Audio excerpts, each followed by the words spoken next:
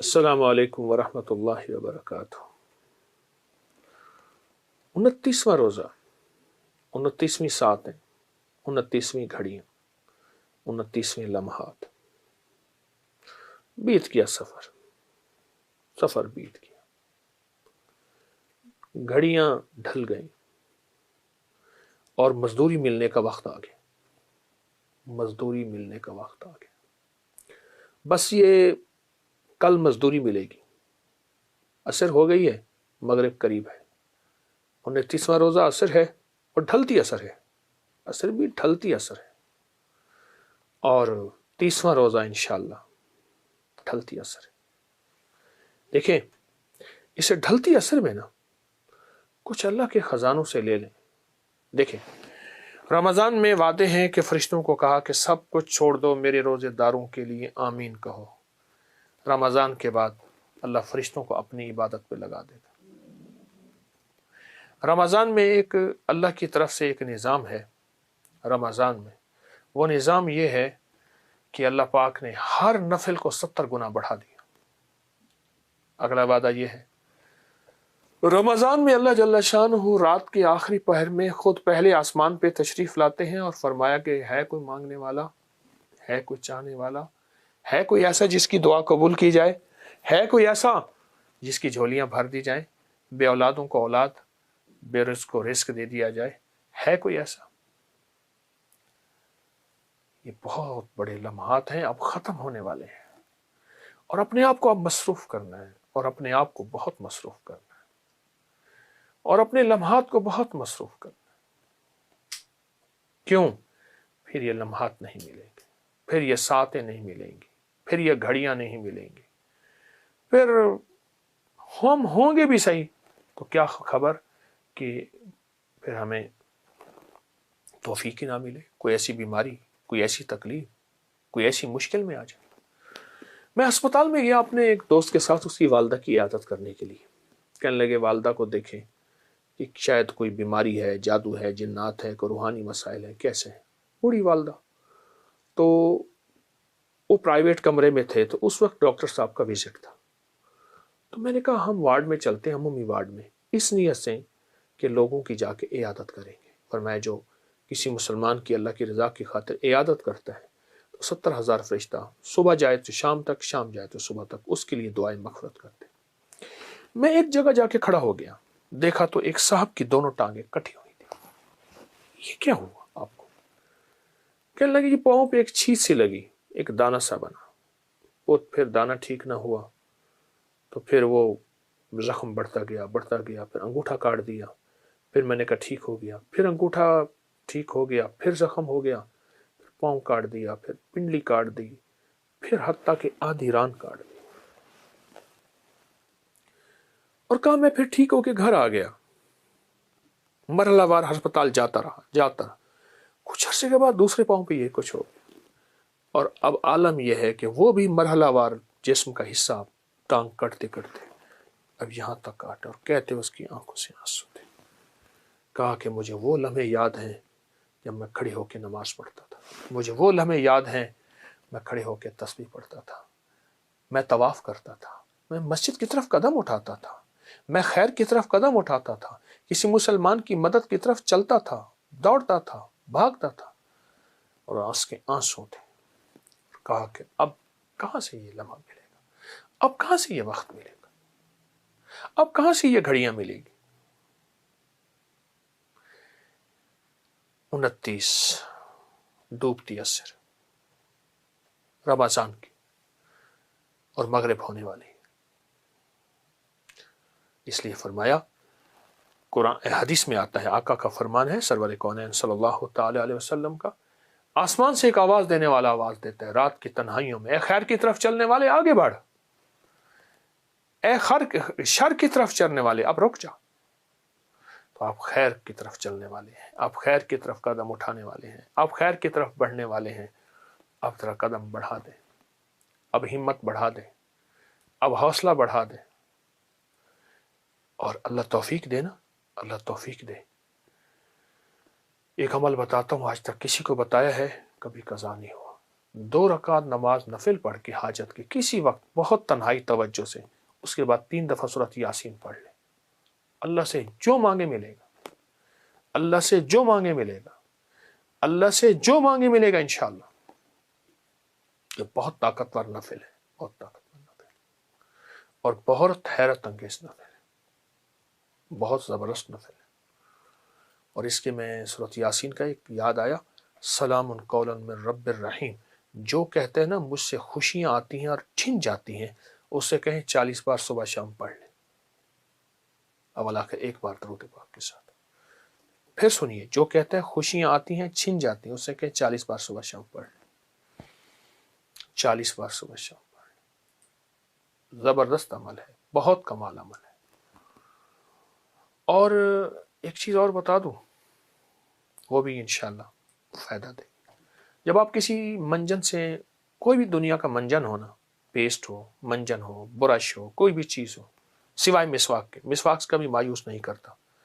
اگر مایوس ہو جائیں تو ہتھیلی پہ سفید نمک رکھیں، سادہ نمک، یہ جو دیسی نمک ہوتا ہے، یہ دیسی نمک رکھیں، اور سرسوں کا تیل ڈالیں، اور اس کو منجن کی طرح ملیں، ہلکا ہلکا ہلکا ہلکا ہلکا ہلکا۔ نمک اگر ذرا پیسا ہوا باریک ہو تو اچھی بات ہے۔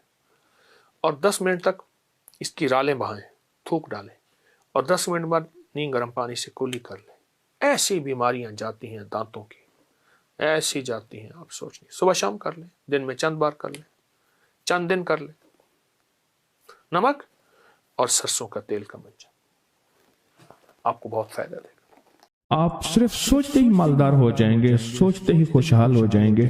اس دعا کے مفہوم اور اس دعا کی تہ تک جب پہنچیں گے نا، صفا مروہ کر رہا تھا، حج تھا، میرا پہلا حج تھا، 2-3 حج کیے ہیں میں صفا مروہ کر رہا تھا، تو ایک درویش میرے ساتھ تھے۔ میں نے ان سے پوچھا، مقدس عمل ہے، حالت احرام میں ہیں، حج میں ہیں، اولاد کے لیے کیا کیا جائے؟ تو مجھ سے کہنے لگے، جتنی کوشش اس سے 100 گنا دعا، بہت زیادہ کوشش کی جائے، ان کے اخلاق، ان کے مزاج، ان کے دن رات پہ نظر رکھی جائے، کہ اس سے 100 گنا دعا کی جائے، اور اس سے 100 گنا دعا کہ اللہ، بس میں نے اپنی محنت کر دی، میں بھی مخلوق، میری طرف دیکھ رہے ہیں نہیں دیکھ رہے، بارش ہو رہی، خیال کرنا نور کی رحمت کی برکت کی، کہیں برتن اگر الٹا ہوا تو بارش کا قطرہ نہیں جائے گا۔ یا اللہ میں بھی مخلوق، میری اولاد بھی مخلوق، پہ اس پہ محنت کی، وہ بھی مخلوق، تو خالق ہے، تو چاہے گا تو ان کے اخلاق، ان کا رزق، ان کی عزت، ان کی تونگری، ان کے لیے برکت اور رحمت کے فیصلے ہوں۔ جتنی محنت کریں اس سے کتنے گنا؟ 100 گنا دعا کریں، 100 گنا دعا کریں، جتنی محنت کریں اس سے 100 گنا دعا کریں۔ اور ایک دعا میں اکثر بتاتا ہوں اور اس کے بہت نتائج ہیں، رب جعلنی کے بعد ربنا حب لنا من ازواجنا وذریاتنا قرۃ اعین واجعلنا للمتقین اماما۔ اس دعا کو یاد کریں، میری درخواست ہے، میرا مشورہ ہے، اس دعا کو یاد کریں۔ اس دعا کے مفہوم اور اس دعا کی تہ تک جب پہنچیں گے نا، آپ صرف سوچتے ہی مالدار ہو جائیں گے، سوچتے ہی خوشحال ہو جائیں گے، اور سوچتے ہی آپ کے اندر ایک فرحت اور راحت ہوگی، فرحت اور راحت۔ انسان جب آگے چلتا ہے پھر اس سے اولاد کا فکر ہوتا ہے، اور اولاد کا فکر بھی ہوتا ہے، اور اولاد سے توقعات بھی ہوتی۔ میرا تجربہ ہے، بڑوں کا تجربہ ہے، سنیے گا، موتی بتا رہا ہوں۔ جو بندہ یہ دعا پڑھتا رہے گا، اللہ اس کی نسلوں میں بے اولادی نہیں دے گا۔ ایک دوسرا، اللہ اس کی نسلوں میں اندھے، لولے، چندھے، اپاہج، معذور بچے پیدا نہیں ہوں۔ جو یہ دعا اور اس دعا کا اہتمام کرے، اللہ پاک اس کو ہمیشہ صحت مند زندگی اور صحت مند اولاد عطا فرمائے، جو اس اولاد اس دعا کا اہتمام کرے، کیونکہ اس دعا میں ذریت ہے، اور ذریت سے مراد نسل نسل نسل نسل نسل نسل نسل نسل۔ یاد رکھیے گا، اس دعا کے اندر امامت ہے، وجعلنا للمتقین اماما، اور امام کہتے ہیں باس کو، چیف کو، بڑے کو، ہیڈ کو، پورے पूरे मुल्क के बड़े को, पूरे कबीले के बड़े को, सरदार को, आला से आला ओहदेदार को, आला से आला साहिब मकाम को, आप इस दुआ की सिर्फ तह तक पहुंचेंगे, इसको पढ़ के इसके मफहूम पे देखेंगे ना, आपका दिल वही खुश हो जाएगा और दिल के अंदर एक इत्मीनान होगा। फिर नमाज वाहिद चीज है, नमाज वाहिद चीज है जिसके अंदर पढ़ी जाने वाली दुआएं कबूल हैं। नमाज के बाद दुआ कबूल होती है, तो नमाज के अंदर जो पढ़ी जाएगी उसकी क्या ताकत होगी, उसकी क्या कुव्वत होगी। जो नमाज के अंदर पढ़ी जा रही है उसका मकाम क्या होगा, उसका मकाम क्या होगा जो नमाज के अंदर पढ़ी जा रही है, नमाज के अंदर पढ़ी जा रही है। फिर इस दुआ के अंदर बे औलादी का इलाज है। जिनकी औलाद नहीं है, अगर वो मुस्तकिल पढ़ते रहें, औलाद देगा तो अल्लाह फिर उन्हें इमाम बनाएगा, औलाद देगा तो आंखों की ठंडक बनेगी।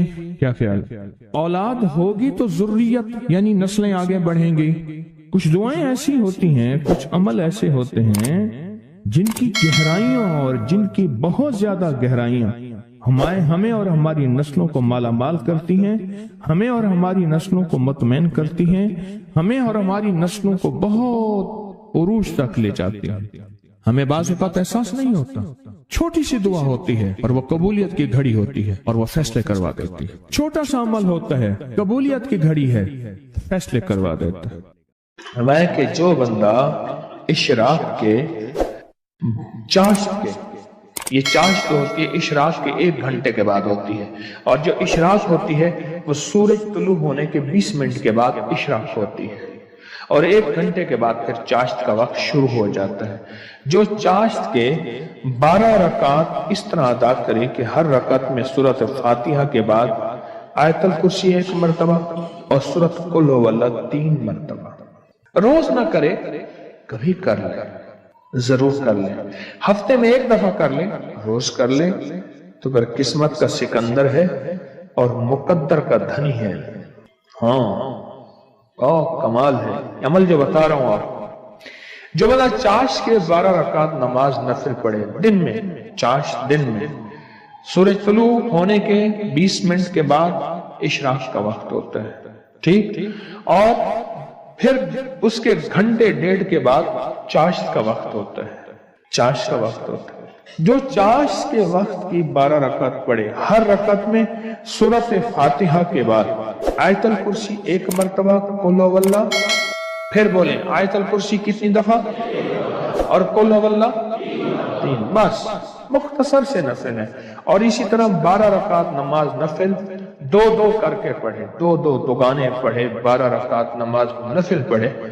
अब इसमें 6 दुगाने हो जाएंगे ना, 6 दुगाने और 12 नफिल हो जाएंगे। अब इसके कमालात सुने तो फरमाया हर आसमान से 70,000 फरिश्ते नाजिल होंगे जो अपने साथ सफेद कागज नूर की कलमे लिए हुए। बिस्मिल्लाह के साथ भी सफेद कागज होता है, नूर की कलमे होती है। अब ये रिवायत और जो मैंने अहलुल्लाह की, अल्लाह के वलियों की कश्फी रिवायत बयान की है, जरा इसको मिलाएं। जो मैंने आपसे अर्ज किया ना कि बिस्मिल्लाह आपने नहीं लिखी, ये हमेशा फरिश्ते ही लिखते हैं, और आप में से खुशकिस्मत बामुराद है जिसने लिखी है और लिख रहा है, वो बामुराद है, वो नसीब वाला है। मैं कि जो बंदा चाश के वक्त 12 रकात नमाज नफिल पढ़े और हर रकत में फातिहा के बाद 1 बार आयतल कुर्सी, 3 बार सूरत इखलास, कुल हुवल्लाह, बस ये मुख्तसर सा अमल है। 2 नफिल, फिर 2 नफिल, 6 दुगाने, 12 नफिल हो गए पढ़े। अब क्या होगा, और मैं हर आसमान से, कितने आसमान हैं, हर आसमान से 70,000 फरिश्ते नाजिल होंगे, उनके हाथों में सफेद कागज नूर की कलमें होंगी, और वो फरिश्ते क़यामत तक उसकी नेकियां लिखते रहेंगे, उसकी नेकियां लिखते रहेंगे। और जब क़यामत कायम होगी तो फरिश्ते उसके पास आएंगे, हर फरिश्ते के पास लिबास का एक जोड़ा और तोहफे होंगे, और वो सब उसकी कब्र पर खड़े होकर कहेंगे, ए कब्र वाले, अल्लाह के अमर से उठ और बेखौफ रहने वालों के साथ शामिल हो जाओ।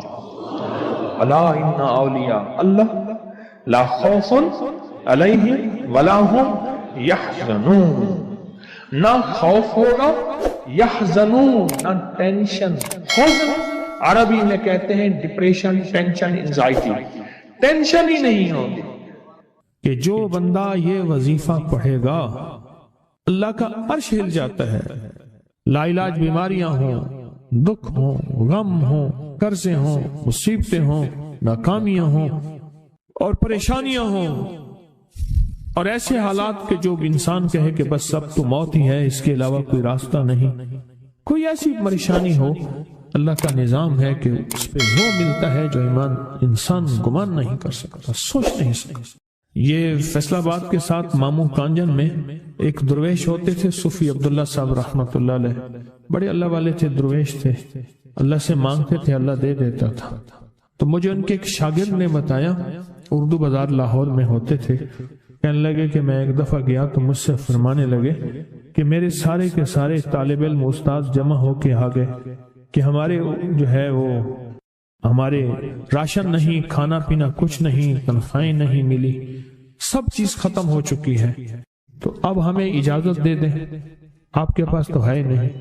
اچھا فرمایا مجھے چند دن دے دو، جتنے اور دن صبر کر لیا، چند دن مجھے دے دو۔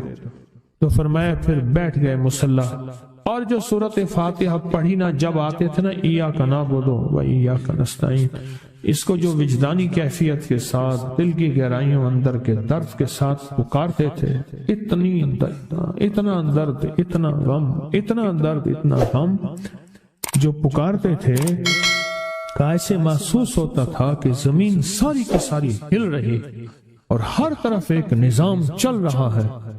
اور جب پھر اس صورت کو پورا کرتے تھے، پھر سورۃ فاتحہ پڑھتے تھے، اور جب پہنچتے تھے ایاک نعبد و ایاک نستعین، پھر ایسے ہی جو ہے اس کو دہراتے تھے۔ پر بات یہ ہے وہ دعا پڑھتے نہیں تھے، مانگتے تھے۔ ایک ہے دعاؤں کا پڑھنا، ایک ہے دعاؤں کا مانگنا۔ وہ دعا پڑھتے نہیں تھے، مانگتے تھے، اور اللہ مانگنے والے کو دیتا بھی ہے، اللہ مانگنے والے کو عطا بھی کرتا ہے، اور اللہ کی رحمت مانگنے والے کے ساتھ سدا رہتی ہے، ہمیشہ رہتی ہے۔ وہ دعا پڑھتے نہیں تھے، مانگتے تھے۔ بس کہا کہ ایسے مانگے، ایسا مانگا، ایسا مانگا کہ اللہ پاک کو ترس آیا۔ چند ہی دنوں میں فرمایا اللہ نے دکھایا کہ یہ دیگ ہے، سونے کی بھری ہوئی ہے، اور میں نے آپ کے حوالے کر دی، اور تھوڑا سی ایسے جگہ ہٹائی تو وہ دیگ نکل آئی۔ تو فرمایا پھر مٹھیاں سونے کی بھر بھر کے دیتے تھے اور کہتے تھے اس کو حسب ضرورت خرچ کرنا، خیال کرنا، کہیں فضول خرچی نہ کرنا، اسراف نہ کرنا، اللہ کے خزانے ہیں اور برکت والے ہیں، کہیں اللہ ناراض ہو کے چھین نہ لے، کہیں اللہ ناراض ہو کے چھین نہ لے۔ مجھے ایک صاحب کہنے لگے کوئی ایسا عمل بتائیں، کوئی ایسا عمل بتائیں کہ میں چاہتا ہوں میری 7 نسلوں میں رزق ختم نہ ہو، جو مہنگائی اور حالات اور پریشانیاں میں دیکھ رہا ہوں، کوئی ہے عمل؟ میں کہا بالکل ہے۔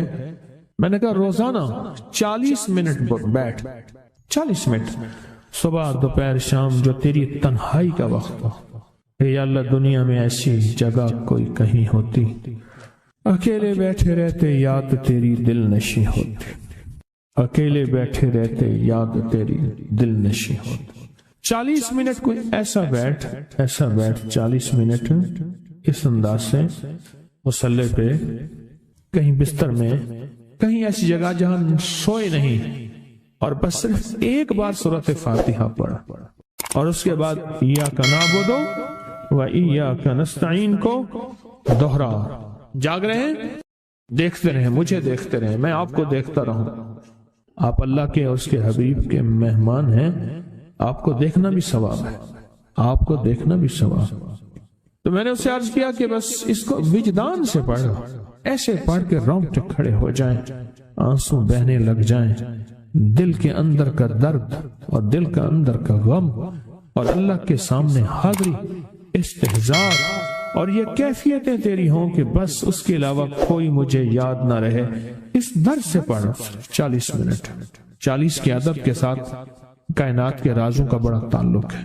40 کا جو عدد ہوتا ہے، بس 40 کے عدد کے ساتھ پڑھ، اور بہت توجہ سے پڑھ، اور بہت دھیان سے پڑھ، روز پڑھ۔ مجھ سے کہنے لگا کتنے دن پڑھوں؟ تو میں نے اس سے کہا مجھ سے یہ دن نہ پوچھ، تیرا دل خود بولے گا کہ فیصلے ہو گئے ہیں، بس ختم، دل خود بولے گا۔ یہ بتائیں کہ پیٹ بھرتے ہوئے کوئی گھنٹی بجتی ہے، یہ دل خود بولتا ہے کہ پیٹ بھر گیا۔ پیاس میں بھی کوئی کہتا تو نہیں ہے کہ آپ کی پیاس بجھ گئی ہے، وہ دل خود بولتا ہے کہ بس اب پانی کی ضرورت نہیں ہے۔ نیند سے دل بھر جائے تو بس دل بولے بس اب سو لیا، وہ اٹھیں۔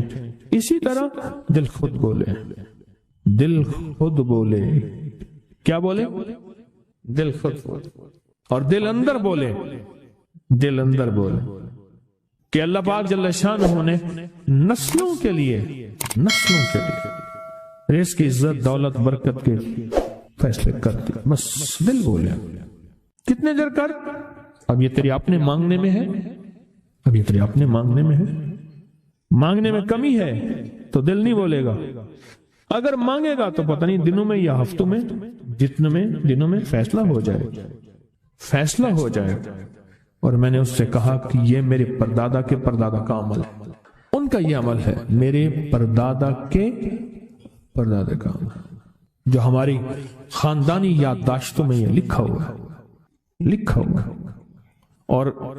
اور فرمایا اگر یہ کوئی بندہ کر لے، اللہ نسلوں کا رزق اللہ سے منوا لے۔ اور میں نے اس سے کہا خیال کرنا، رزق کے روحانی ساتھ منوانا، رزق کے روحانی ساتھ منوانا، رزق کے روحانی ساتھ منوانا، ورنہ دولت، مال، چیزیں مل جائے گی جس کے بارے میں کہا جاتا ہے کہ بعض بندے ایسے ہوتے ہیں اللہ پاک ان سے لقمے نہیں چھینتا، سجدے چھین لیتا ہے۔ اللہ ان سے لقمے نہیں چھینتا، کیوں؟ رزق جسمانی دوسرے لفظوں میں مل رہا ہے، اور رزق روحانی اللہ چھین لیتا ہے۔ یہ جو آج آپ بیٹھے ہیں تسبیح خانے میں اور میں بیٹھا ہوں، یہ ہم روحانی دسترخوان پہ بیٹھے ہیں۔ یہ بہت بڑا دسترخوان لگا ہوا ہے، دسترخوان ہے، سنا ہے در یار پہ بڑی دھوم ہے، سنا ہے در یار پہ بڑی دھوم ہے، وہاں عاشقوں کا ہجوم ہے۔ یہ روحانی دسترخوان ہے، میں بھی خود محتاج ہوں، یہ روحانی دسترخوان ہے۔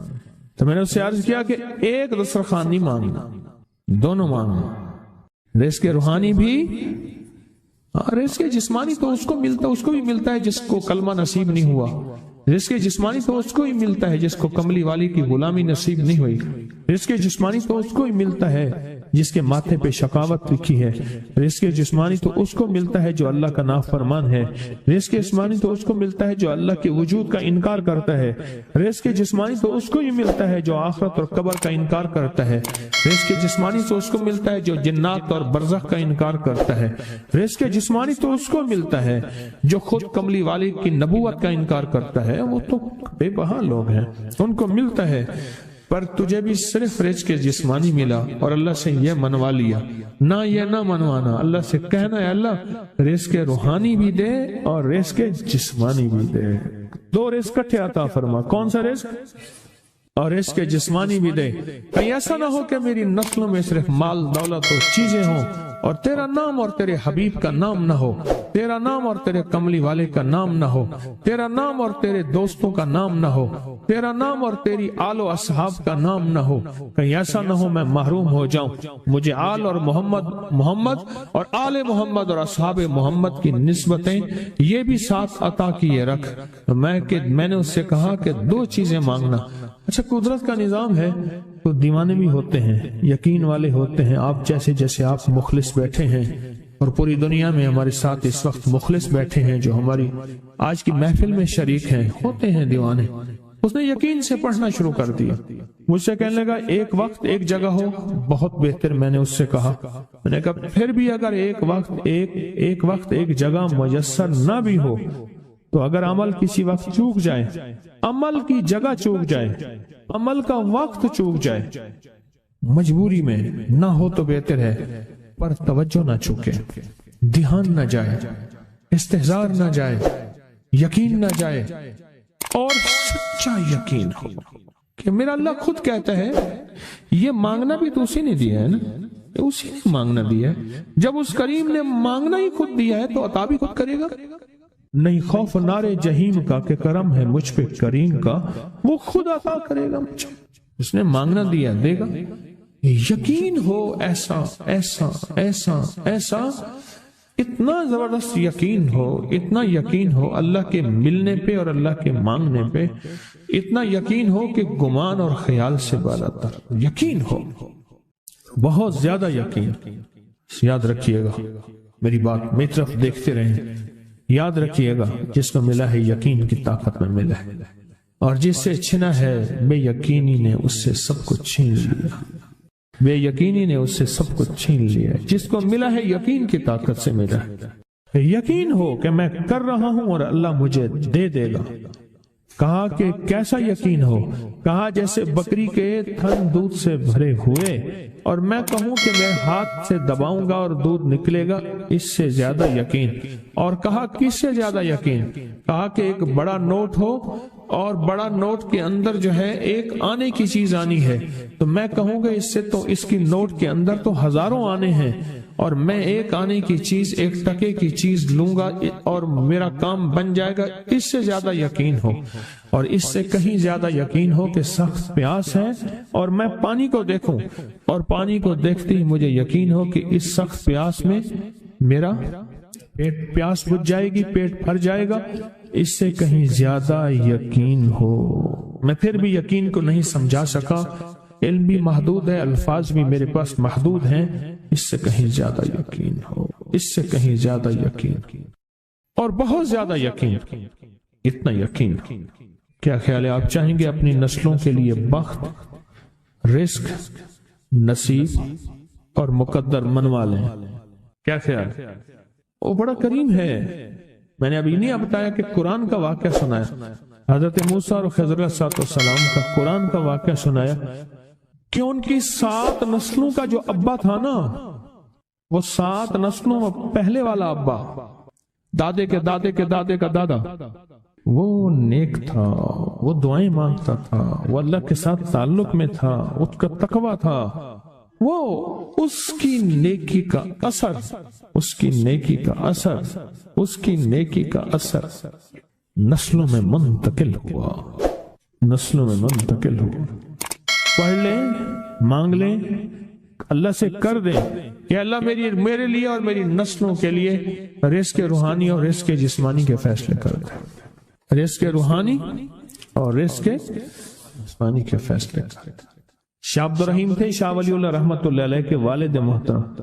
انہوں نے شاہ ولی اللہ سے کہا، بیٹا میں تجھے روحانی مشقیں کرا رہا ہوں، ایک مشق ایک بھی کر لے، اپنے لیے اور اپنی نسلوں کے لیے اللہ سے رزق منوا لے، اللہ سے رزق منوا لے۔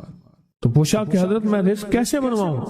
فرمایا کہ کچھ وقت ایسا نکالا کر، ایسا وقت نکالا کر 2 گھڑی اور 3 گھڑی کا، ایک ساتھ 2 گھڑی اور 3 گھڑی، ایک ساتھ تقریباً 21 منٹ کی ہوتی ہے، تقریباً 21 منٹ کی، 2 ساتیں مل جائیں تو 40 منٹ بنتے ہیں، تو ایک ساتھ 2 ساتھ 3 ساتھ کی گھڑی میں کہ بیٹھ کے نا سورۃ فاتحہ اور اس میں ایاک نعبد و ایاک نستعین کا تکرار اور استحضار کیا کر، اور ایسا کیا کر تیری آنسوں بہیں، تیرا دل روئے، تیری آنکھیں روئیں، تیرے رونگٹے کھڑے ہوں اور رواں رواں، اور اس کے اندر سے تیرا پل پل، تیرا من، تیرا جذبہ، تیری سوچیں بولیں، کیا بولیں؟ ایاک نعبد و ایاک نستعین۔ تو ایک میلہ تھا اللہ کے نیک بندوں کا، تو اس میں 70 اولیاء جمع ہوئے، 70 اولیاء جمع ہوئے۔ ہر اللہ کے ولی نے کہا کہ آپ کوئی ایسا وظیفہ بتائیں، ایسی تسبیح بتائیں، ایسا ذکر بتائیں جو اللہ کے عرش کو ہلائے اور جو اللہ کی ذات کو متوجہ کر دے، جو اللہ کے تعلق کو نصیب کر دے، کوئی ایسا ذکر، کوئی ایسی تسبیح بتائیں۔ فرمایا سب نے بتایا کہ سورۃ فاتحہ ہے، اور اب سب سے پوچھا سورۃ فاتحہ میں کوئی ایسا جز بتائیں جو سورۃ فاتحہ کا دل ہو۔ سورۃ یاسین قرآن کا دل، لیکن سورۃ یاسین کا دل سلام قولا من رب الرحیم۔ ہر سورت کے اندر اللہ پاک نے کچھ نعمتیں، کچھ نکتے رکھے ہیں تو فرمایا سورت فاتحہ کا دل. تو میلے میں جتنے بھی اولیاء 70 بیٹھے تھے سب نے کہا کہ اگر سورت فاتحہ کا دل پانا ہے تو وہ صرف کیا ہے؟ ایاک نعبد و ایاک نستعین. اس کا مفہوم عام سادہ سے یہ ہے کہ مولا غلامی تیری در کسی اور کا. جب غلام تیرے ہیں، منگتے تیرے ہیں، بھکاری تیرے ہیں، محتاج تیرے ہیں، پھر در بھی تیرا ہے، پھر در بھی تیرا ہے، اور کسی کا در مولا نہیں ہے. پھر در بھی تیرا ہے، تیرے در کے ہم محتاج، تیرے بر کے ہم غلام ہیں. تو میں نے اس سے کہا کہ یہ وظیفہ کر، سارا دن پڑھی ایاک نعبد اور کام بھی کرتا رہے، وضو بے وضو چلتا بھی رہے، یہ پڑھتا بھی رہے، پڑھتا بھی رہے، پڑھتا بھی رہے. چند دن چند ہفتے یہ عمل کر، بس رات سوتے ہوئے سورت فاتحہ پوری کر 40ویں، اور پھر درود پاک پڑھتے پڑھتے سو جا. 70 اولیاء نے فرمایا کہ جو بندہ یہ وظیفہ پڑھے گا اللہ کا عرش ہل جاتا ہے اور فرشتوں میں کوہرام مچ جاتا ہے، اور فرشتوں میں اللہ کے بارگاہ میں فریادیں ہوتی ہیں کہ یا اللہ یہ بندہ ہے اور اس نے یہ عمل کیا ہے، یہ وظیفہ کیا ہے، اور ابھی تک اس کی دعا قبول نہیں ہوئی، اس نے یہ مانگا ہے ابھی تک دعا قبول نہیں ہوئی. فرشتوں میں یہ کوہرام مچ جاتا ہے. ایک اللہ کے دوست تھے، سوتے سوتے ایک دم اٹھ بیٹھے. اٹھنے کے بعد وجدانی کیفیت کے ساتھ جو ہے یہ وظیفہ پڑھنے لگے. تو کسی نے پوچھا کہ حضرت کیا ہوا؟ فرمایا میں نے دیکھا کہ اللہ کے عرش کے نیچے جنتی ہیں اور وہ ٹہل رہے ہیں، اور سب کی زبان پہ یہی وظیفہ ہے، ایاک نعبد و ایاک نستعین. سب کی زبان پہ یہی وظیفہ ہے اور سب یہی پڑھ رہے ہیں.